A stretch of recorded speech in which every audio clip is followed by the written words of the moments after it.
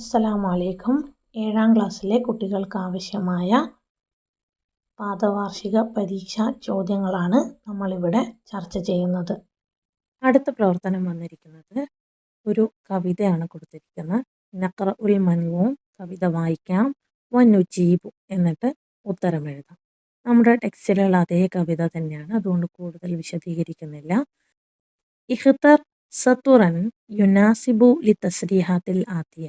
ഇഖ്തർ തെരഞ്ഞെടുക്കുക, സത്തുറൻ വരികൾ, യുനാസിബു യോജിച്ചു വരുന്ന, ലി തസ്രീഹാത്തിൽ ആത്തിയ താഴെ കൊടുത്തിരിക്കുന്ന പ്രസ്താവനകൾക്ക് ആശയത്തിന് യോജിച്ചു വരുന്ന വരി കണ്ടെത്താനാണ്.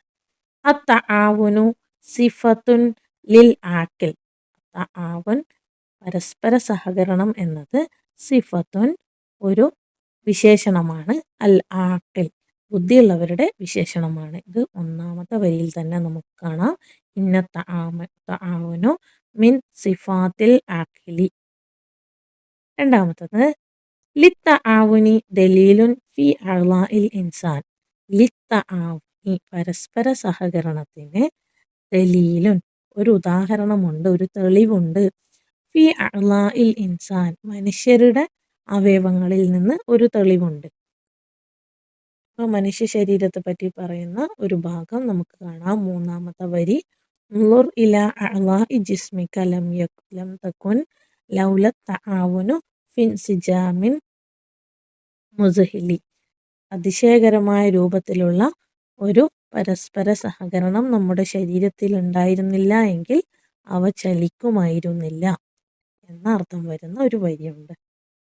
ഇതിനൊരു ക്വസ്റ്റ്യൻ ഉണ്ട്. അജീബ് ഉത്തരം എഴുതാനാണ്. മാ ഹുവ സിറുൽ ഹയാത്ത്. എന്താണ് ജീവിതത്തിന്റെ രഹസ്യം? ഉത്തരമായിട്ട് വേണം എഴുതാൻ. ഇവിടെ വരി എഴുതാനല്ല പറഞ്ഞിരിക്കുന്നത്. ഇവിടെ ഉത്തരം മാത്രം എടുക്കുക. മാ ഹുവ സിറുൽ ഹയാത്ത്, സിറുൽ ഹയാത്തി ഹുവ തആവുൻ. അതുവരെയുള്ള ഉത്തരം മാത്രമേ എഴുതണ്ടൂ. സിറുൽ ഹയാത്തി ഹുവ തആവുൻ. രണ്ടാമത്തെ ചോദ്യം, ബിമ ശുബിഹൻ നഹൽ. ബിമ എന്തിനോടാണ് ശുബിഹ സാദൃശ്യപ്പെടുത്തിയിരിക്കുന്നത് അല്ലെങ്കിൽ ഉപമിച്ചിരിക്കുന്നത്? അന്നഹൽ തേനീച്ചയെ എന്തിനെ പോലെയാണ് എന്നാണ് പറഞ്ഞിരിക്കുന്നത്. കവിതയിലെ തേനീച്ചയെ പറ്റി പറയുന്ന വരി ഇതിൽ രണ്ടാമത്തതാണ്.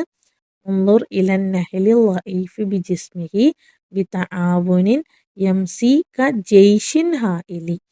സൈന്യത്തെ പോലെയാണ് എന്നാണ് പറഞ്ഞിരിക്കുന്നത്. ജയ്ഷാണ് വന്ന വാക്ക്.